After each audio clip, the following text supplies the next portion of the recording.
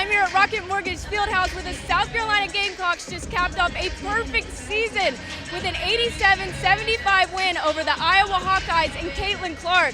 Let's take a look at how it happened. Good movement here.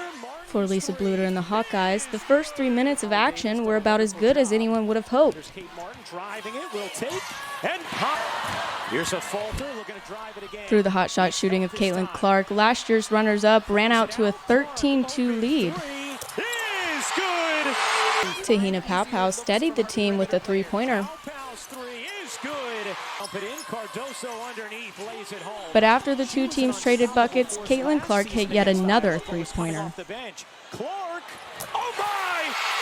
That's when Malaysia Fulwiley stepped up, coming off the bench to light a spark for the undefeated Gamecocks. The freshman scored 7 straight points for South Carolina, keeping the game within reach in the first quarter, holding the deficit to single digits despite Clark's efforts. Turnover of the game.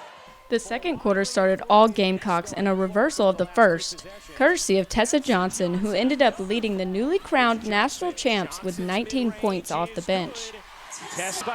From the moment South Carolina knotted it back up, the game was back and forth in the second frame. Tahina Paopao and Caitlin Clark traded triples before Paopao hit another big shot to pull South Carolina ahead late in the half. That momentum stayed for the Gamecocks' next defensive possession as Raven Johnson stole the ball from Caitlin Clark and finished on a fast break to put South Carolina ahead by 3 at the break.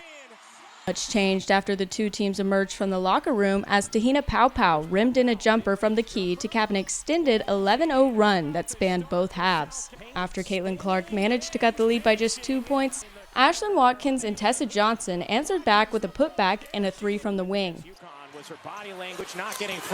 When Kate Martin's free throws threatened to put Iowa back in the game, it was tournament Tessa who answered back again with a 3, her third of the game.